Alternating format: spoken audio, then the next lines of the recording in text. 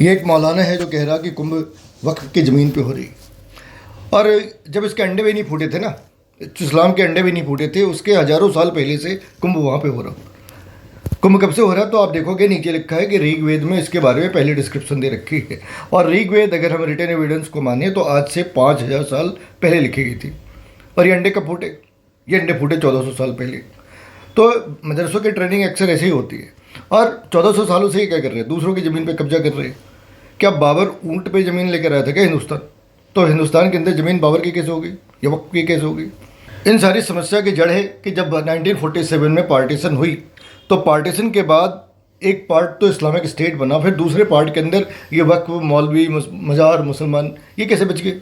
इनको साफ क्यों नहीं करा? तो ये गलती तो उन लोगों से है ना जिन्होंने देश बांट के विभाजनकारी को अपने साथ रख लिया। ऐसा हो नहीं सकता था। जब देश डिवाइड हुआ रिलीजन के बेसिस पे तो भारत में वो लोग कैसे रह गए जिसने देश को डिवाइड करा? और दूसरी बात, अगर वक्फ लॉफुल है, वक्फ कॉन्स्टिट्यूशनल है, तो हिंदुस्तान में ऐसी कोई एक्टिविटी नहीं हो सकती जो अनकॉन्स्टिट्यूशनल है। मतलब जहाँ पे वक्फ उंगली डाल दे, वक्फ और अम्बेडकर दो लोगों में एक सिमिलरिटी है, वो जहाँ पे उंगली डाल दे वो ज़मीन उसकी है। आप देखोगे किसी ज़मीन के ऊपर आप जाके लिख दो वक्फ की ज़मीन है, कोई उसे खरीदार नहीं मिलता। किसी ज़मीन के ऊपर आप लिख दो SC ST की ज़मीन है, कोई खरीदार नहीं मिलता। और इन दोनों के साथ ये चैलेंज है कि आप कोर्ट में जाके 20-20, 25-25 साल तक केस लड़ते रहते और होता कुछ है नहीं।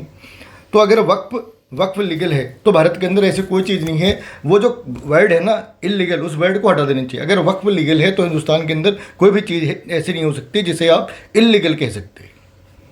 इस हालात के लिए वो लोग जिम्मेदार हैं जिन्होंने विभाजन के बाद विभाजनकारी को अपने यहाँ रख लिया। ये हरियाणा के अंदर जो नूह जैसी जगह है जहाँ पे हिंदू अब 10% रह गए, वहाँ से मुसलमान अपनी बस में बैठ के पाकिस्तान जा रहे थे, ट्रक में बैठ गए थे मुसलमान। तभी गांधी नाम का एक आदमी वहाँ पहुँच गया, कहा ये मेरे बेटे ही इधर ही रहेंगे। तो आज लोग गांधी को उसके मज़ार से बाहर निकाल के पूछे कि अपने पिल्लों को अपने साथ ले जाओ, इसे क्यों छोड़ रखा है गंदगी फैलाने के लिए?